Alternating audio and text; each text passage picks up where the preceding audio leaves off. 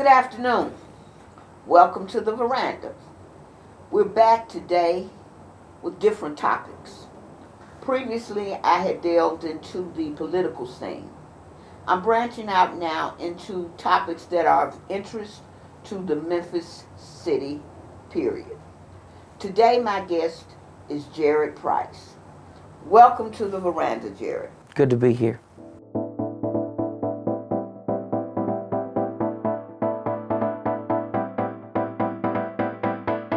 Glad to have you. I want you to tell me about Jared Price. Jared Price is a man of many hats, Miss Angela. I serve as the city's Memphis City Beautiful Commissioner. I am a musician. I play and sing piano. I have a show at Lafayette's Music Room in Overton Square. I am the President Emeritus of the Downtown Neighborhood Association. I serve on the MLGW Advisory Council. I serve on the Core TMA Council with the Downtown Memphis Commission. And I am a Memphis advocate extraordinaire. Yeah, you got a hat rack. I got a hat rack. So, today I want to talk about Memphis City Beautiful. I want you to tell me how this came about, what your vision was for it. Just tell me about it. So, in 2019, Mayor Strickland appointed me commissioner over Memphis City Beautiful. And Memphis City Beautiful is a division of public works at the city of Memphis. And we aim and we strive for a more beautiful Memphis. We help organize and plan community cleanups all over Memphis, from Frazier to Westwood, from Orange Mound to South Memphis, from Smoky City, Klondike to downtown to Midtown, all over. And our goal is to help give back to the city. We want people to feel engaged, empowered, and have an outlet to be able to, for those people who want to see a cleaner Memphis, to step up and have that ability to do so. Now, you mentioned the various communities you worked in. Is this organized through the community where community stakeholders can come out and assist in this? That's our main goal, is working with community stakeholders and leaders in the community. We assist like neighborhood HOAs, neighborhood CDCs, gather volunteers and put together community cleanups. We're just a support system for that. We have a tool bank that we give free tools to the communities when they do want to do a city cleanup. We can provide free dumpsters for cleanups. And then we also have the community grant program that once a year, communities and CDCs can apply for money to do a beautification project in their neighborhood. Okay, so I remember you all came to Orange Mound, and we were very grateful for that, and you did an awesome job. Orange Mound community stakeholders showed up and showed out, as usual. Yes, they did. What are some of the problems, or what are some of the things that, with what your vision is, and going into these communities, that you feel needs to be addressed? I think there's a lot of opportunities, but blight and illegal dumping is two of the biggest things, in my opinion, in these communities. One of the things, we went to the T.O. Fuller Park 2 years ago, and we did a cleanup there for the MLK Day of Service. And we went in there, and there were so many tires dumped illegally in corners and crooks and crannies of the neighborhood. And we went in there and we cleaned out all these tires with volunteers from all over Memphis. And we used those tires to recycle and shred them to make a walking trail in T.O. Fuller Park made of those tires. So we repurposed and reused. But what I see being one of the biggest opportunities for citizens in Memphis, and the better job that the city can do and leadership can do, is relay information and empower people with knowledge. Did you know that if you are an MLGW customer, you can take your bill and dump in the city dump twice a month for free? Repeat that. That's what I said when I first heard it. If you have an MLGW bill, you can take sofas, dump chairs, stuff you don't want that you see dumped on the side of the streets very often. Instead of dumping on the side of the street, take your MLGW bill to the city dump, and twice a month you can dump there for free. Y'all hear that? Now that would deter a lot of stuff on the street. Yes. Because there is a problem with when stuff is put on the street. Our sanitation department, they're doing the best they can do, but stuff will sit on the street for days. Mm-hmm. So I'm sure that some people, when they clean out houses for renters or whatever, and they have to leave, I'm sure if they knew that, they would take that stuff straight away to the dump. I agree. And there's so many more programs and initiatives that could really benefit citizens if our city council, if our leadership would just relay these messages. People in positions of leadership need to be packed full of knowledge. And share that and knowledge. Share it. I agree 1,000%. And that's a problem that I have with, I'm not going to call no names, but you know I will, but I'm not. There are a plethora of things available to the citizens of Memphis that are not made knowledgeable to the citizens. Yep. And then when you call your city council representative or your city council person, and hopefully all this will change with this new influx of young blood and new people coming in, that nothing's done. Right. So I'm going to be hopeful and prayerful that something's going to change. With Memphis City Beautiful, tell me some of the projects that you all are involved in now or have coming up. Well, as I mentioned, the T.O. Fuller Park Trail, we did that. That was a huge project that recycled and reused tires. But tomorrow, which will be Thursday, we are kicking off the Litter League competition. So we have 75 teams all over Memphis that have registered to clean up their neighborhoods, and whoever collects the most trash gets a grizzly game, and they get to go sit in the mayor's suite. And there's other prizes and giveaways for those teams that collect the most trash. And we're kicking that off. Kicks off when? We're kicking it off tomorrow. We're having an event, but it's going to go, once we kick it off, they get to go and collect trash for the allotted amount of time. And you can see more on that program at memphiscitybeautiful.org. So all the teams had a deadline to be registered by Monday of this week. And tomorrow we're telling them, all right, y'all go get it. And we're launching them off. How long is this happening for? I think it's 7 days. So we got 7 or 14 days. I'll have to refresh my memory on it. But they got a certain amount of time that they can collect trash. And you can form a team. You can be a church. You could be a nonprofit. You could be a CDC, or you and your neighbors could form a team. But anybody was welcome to register, and we have a record-breaking 75 teams. And they have to physically take the trash themselves. Yes, they have to go pick it up, and we will weigh it for each team to make sure that whoever wins. That's awesome. Yeah. And that's something that, before you leave, I want to get more information about that so I can share Sure. with some other people, because that's incentive. Yep. And I think that if there were more incentives in the city of Memphis with various programs, people would be more willing to participate. I agree. What are some of your future plans? Future plans, there's a lot. There's a whole lot. But some of the biggest things I want to focus on is increasing City Beautiful cleanups, because, we cleaned up 12,000 volunteers and 1,700 different events last year. That's how much we have going in the city trying to clean it up. 12,000 volunteers and 1,700 events is what we did last year. I want to grow that number even more.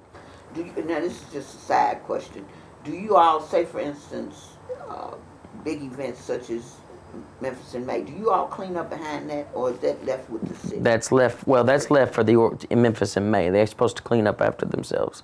Yeah. Okay. Yeah. Now, since I kind of eased that in there, tell me about the plans for Tom Lee Park. So, as president emeritus of the Downtown Neighborhood Association, Tom Lee Park is something that's been on my watch. I call myself a watchdog, a community watchdog, because I believe that it's the people and the people in a community that matter most. What they see, what they think, what their voice is. And Tom Lee Park has been a controversial from the start. Right. And, you know, it is over halfway done. Construction's already started. But if you've driven down there along Riverside Drive, the views of the river are almost gone now because of the new hills they put in. So the historicness of Riverside Drive, seeing the river as you drive, is gone. And that saddened a lot of people to the point that I created a campaign to where you could go do a one-click send letter to the council and to the mayor voicing your disapproval of these hills blocking the river. 3,000 letters were sent to the mayor and the city council, but we didn't hear a thing back. What was the purpose? Okay, explain that to me. Now, my information might not be as accurate into the fact. That's why I'm asking you. I mean, we all love to go to the river. Yep. To get out and walk on the river. That was one of the highlights of the city of Memphis, the riverfront. Now you got this, whatever that is, this hill. The hills.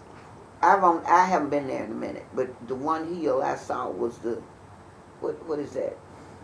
The Beale Street Landing. Beale Street Landing. Mm-hmm. Beale Street Landing. So you're telling me there are more hills now? Oh, yeah.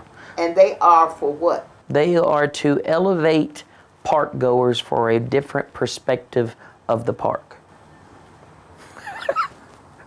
Well, that's a nice way of putting it. Yes, that's what they... It sounds crazy. It is crazy because the beautiful thing about Tom Lee Park to me is going down there and having the wide open views of the river. And can sit and Yes. see the river. Yes. Now you're elevated. You're elevated. They're installing thousands of trees. Get out of here. So when the trees are grown, you ain't going to be able to see the river. Whenever you drive down Riverside Drive, you ain't going to be able to see the river. You might as well call it Hillside Drive now. And 3,000 letters were sent to the city. Whose idea was this? This is the idea of the Memphis River Park Partnership led by Miss Carol Coletta. So they wanted to turn it into more of a park.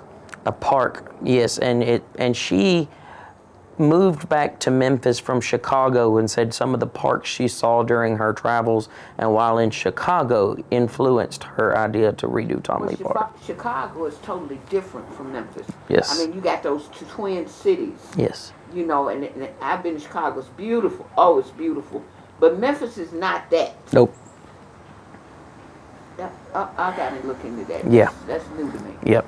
Now, let me ask you this. Here's one big important part. Like you said, you live here. This is the South. This is the South, but I'm saying you live here in this neighborhood.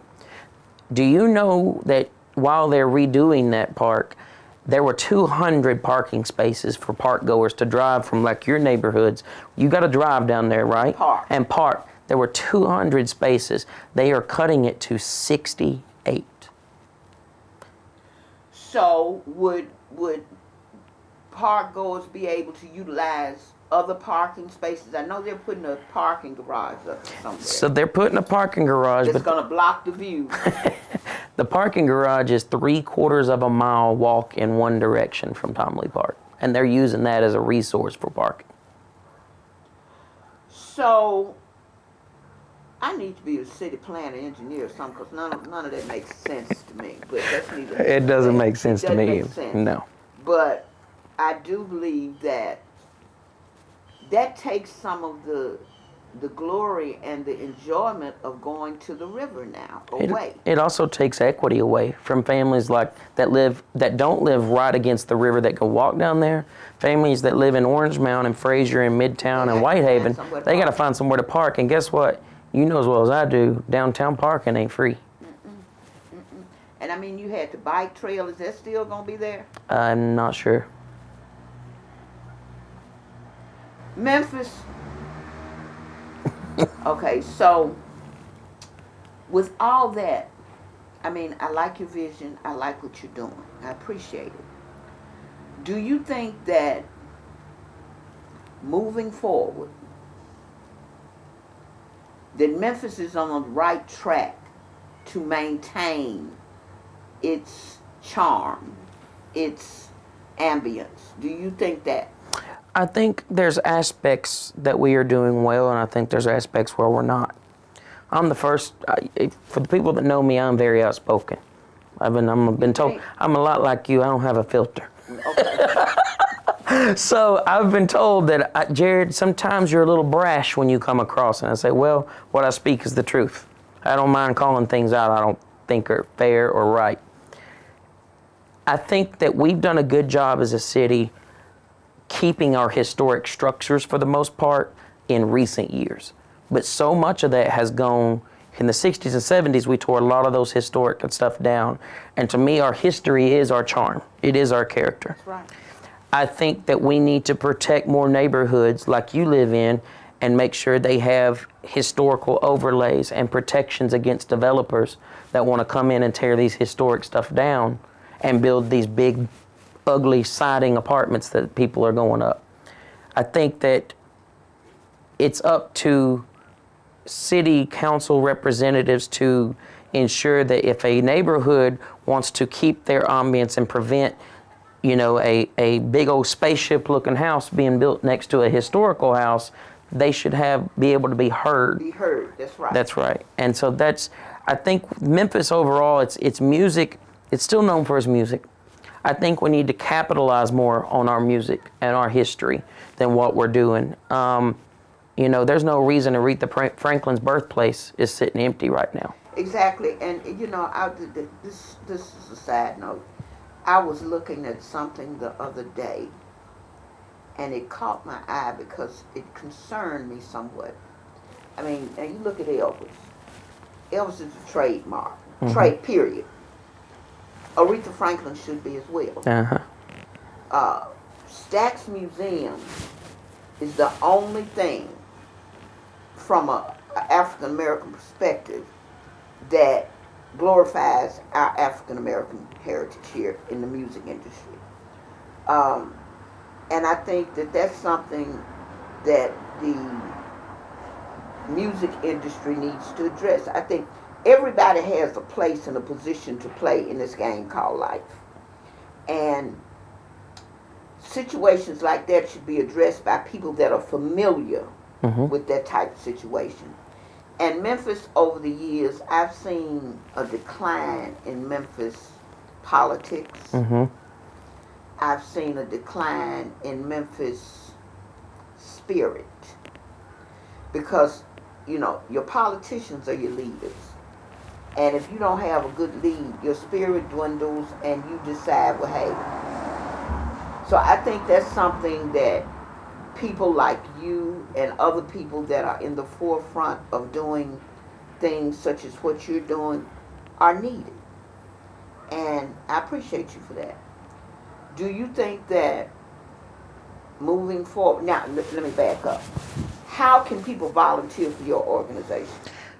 A lot of different ways. So if you want to, what Memphis City Beautiful does is we do sponsor cleanups, and you can follow us on social media at Memphis City Beautiful on Instagram, Memphis City Beautiful on Facebook, and you can go on to memphiscitybeautiful.org to keep up with this too. If you find that you've got some time and you want to give back, look at our calendar, look at our Facebook, see where we're going to be, what community partners we're going to be partnering with that weekend or that Friday, that Saturday morning, and just show up, come join us. We're always open arms. We recently did the one in Orange Mound, the cleanup. We've got another one going in Frazier soon. We did a cleanup, Councilwoman Patrice Robinson and City Beautiful did a cleanup a couple months back in Whitehaven, partnered with a bunch of the schools and got the kids out there. Because I think too, when you start at a young age showing the kids to give back to the community, it really, it put something in their head to be in prideful. their head, because see, that's the problem today. Yeah. Kids don't know where they're going because they don't know where they came from. Yep. And that's something that what I try to instill with the work that I do. I'm going to bring this up because you're partnering with me on the mural project in Orange Mound. Yep. And I appreciate you for that. I But thank you think- for that. That's going to be a great project. Yeah, and I mean, we're starting phase 1 with October in Orange Mound, kicking off Orange Mound in October. I've partnered with the owners of the building there to do a mural there. Then I partnered with the city, along with you and some others, to go to the underpass and do murals on the underpass. That'll be great. Because my inspiration was, the mayor and I sat and talked about it, and I explained to him. They invited me to the, the groundbreaking of the Splash pad. No. Liberty Park. Oh, yeah. And I came, had my little hard hat on and all that. He said, "You want the shovel?" I said, "No, I don't need the shovel. Just give me a hat." And I said, "Okay, here's the deal. Y'all doing something bright and shiny over here. You got to come through Orange Mound to get here. So come on, let's shine up Orange Mound." He said, "Okay, what you want to do?" I said, "This is what I want to do." He said, "Okay, do it. There you go." So that's how I came about what my vision was. And these kids, I want them to know their history.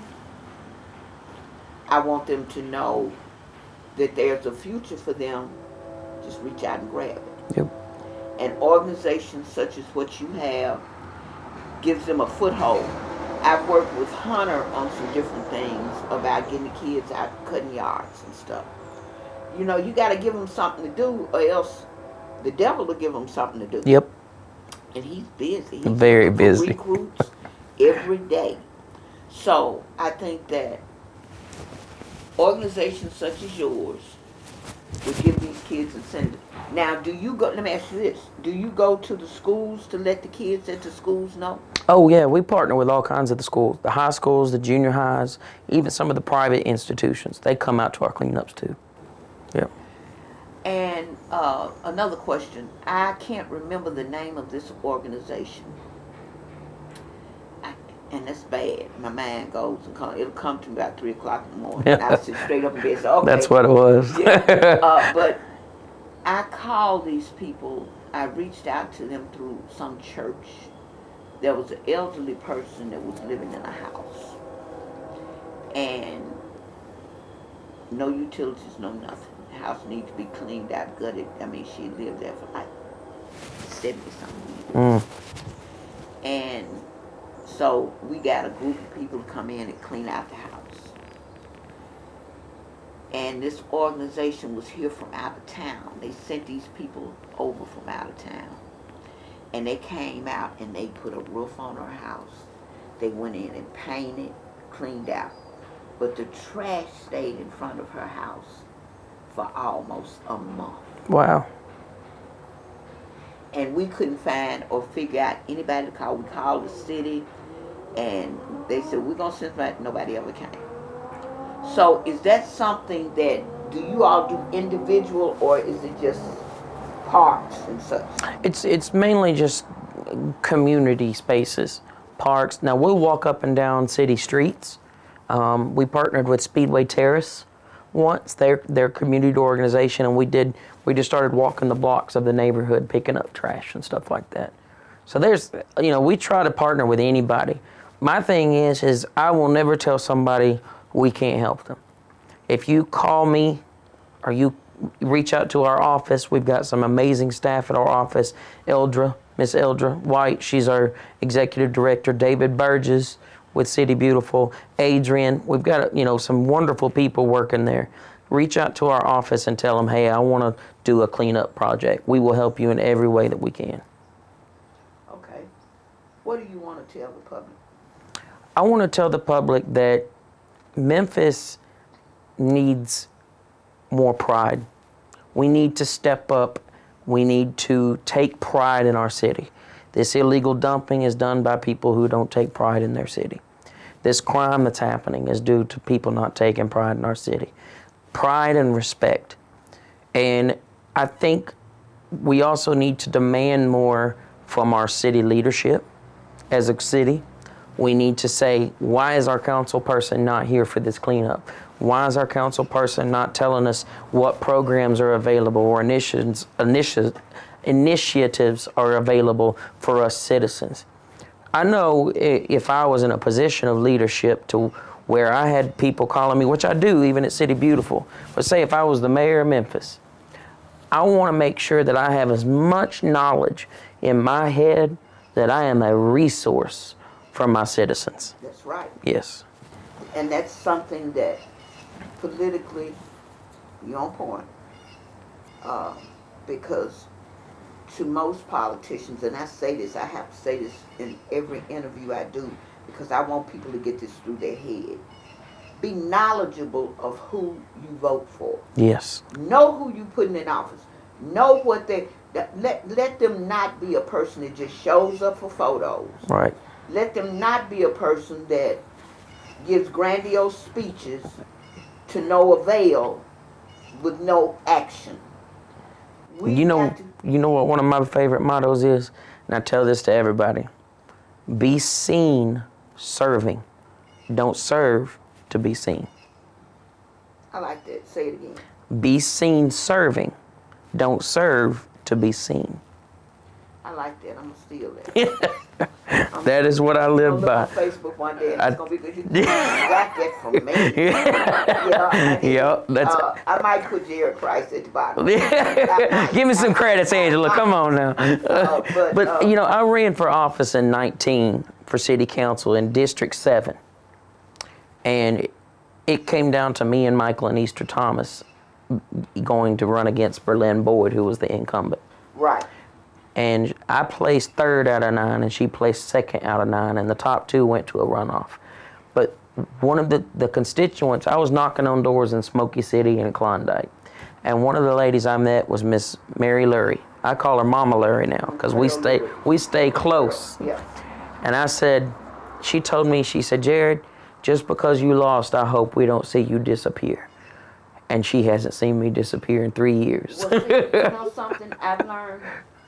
I managed a few campaigns in my span, and I won. And the people that I work with, I believe in. Mm-hmm. So I give them my best effort. Yep. And I tell them, it's not whether you win or lose. It's the fact that you got out there and you let people know who you are. Yep. Because see, irregardless to what people believe, I'm a person of first impressions. Mm-hmm.